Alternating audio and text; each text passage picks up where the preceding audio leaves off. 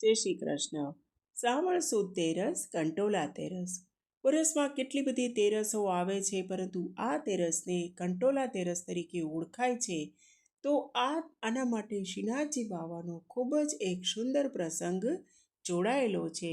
શ્રીજી બાવા ગિરિરાજ પર ગિરિરાજજી ઉપર મંદિરમાં બિરાજતા હતા અને ત્યાં તેનો ખૂબ જ સુંદર સેવા પ્રકાર ચાલી રહ્યો હતો. કુંભનદાસજી, રામદાસજી, માણેકચંદ પાંડે વગેરે ત્યાં તેમની સેવા કરતા હતા. કુંભનદાસજી ખૂબ જ સુંદર કીર્તનની સેવા કરતા હતા અને તેમને તે નિત્ય તે સાનુભાવ પ્રભુ જતાવતા હતા. બધું સુંદર રીતે ચાલી રહ્યું હતું.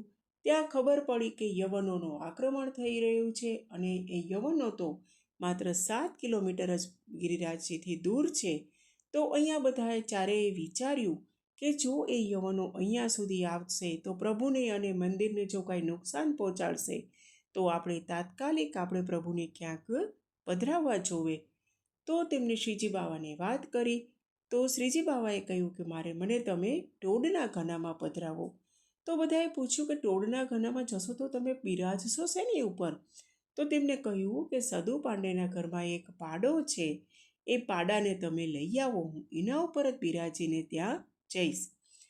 તો હવે એક ગાદી બિછાવી અને તે પાડા ઉપર શ્રીનાથજી બાવાને પધરાવ્યા અને ચારેય રામદાસજી, કુંભનદાસજી, માણેકચંદ પાંડે એ બધા ચારેય જણા શ્રીનાથજી બાવાને લઈ અને પાડાની ઉપર પધરાવી અને શ્રીનાથજીને લઈને તેઓ ટોડના ઘરા તરફ આગળ વધી રહ્યા હતા.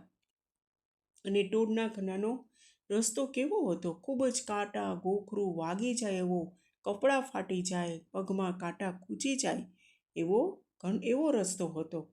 હવે ત્યાં રસ્તામાં એક વર્તુળાકાર ચોક આવ્યું, તળાવ આવ્યું. તો બધાએ પૂછ્યું કે પ્રભુ આપ અહીંયા બિરાજશો?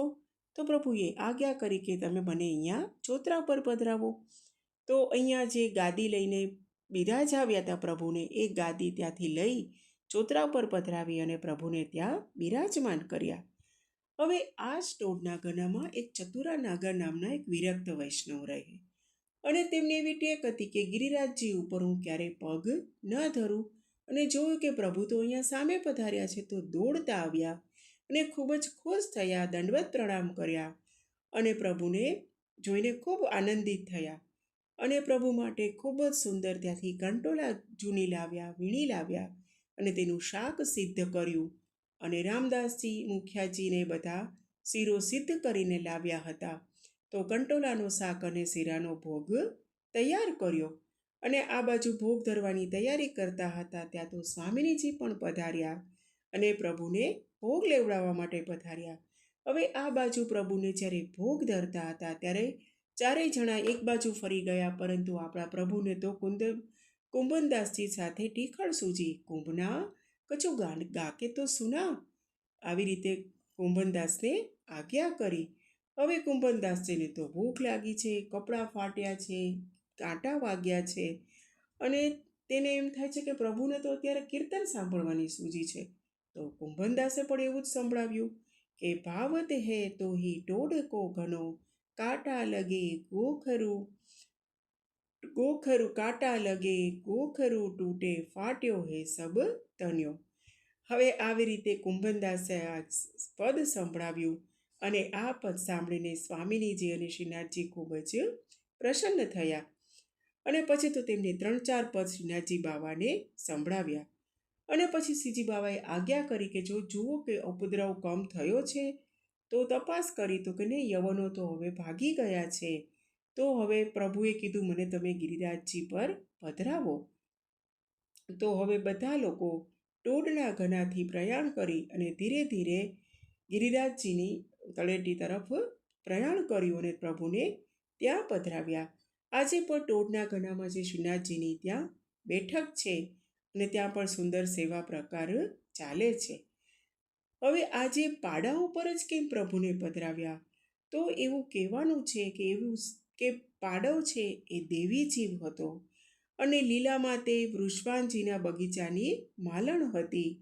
એમને સ્વામિનીજીનો શ્રાપ હતો, માટે તે ભૂતલ ઉપર પડ્યો હતો અને તેમણે કહ્યું હતું કે જ્યારે પ્રભુ તારા ઉપર બિરાજમાન થઈને વનમાં પધારશે ત્યારે તારો ઉદ્ધાર થશે.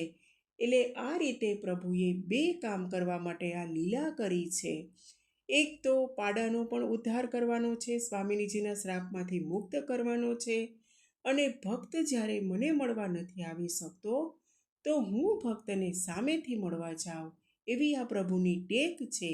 તો એ ચતુરા નાગાને દર્શન આપવા અને પાડાનો ઉદ્ધાર કરવા માટે પ્રભુએ આ સુંદર લીલા રચી છે. અને આ દિવસે આ રીતે ભોગ આરોગ્યો છે. અને ત્યારથી જ વૈષ્ણવો અને મંદિરોમાં પણ કંટોલાનું શાક અને શીરાનો ભોગ આવે છે. જય શ્રી કૃષ્ણ. શ્રીજી બાવા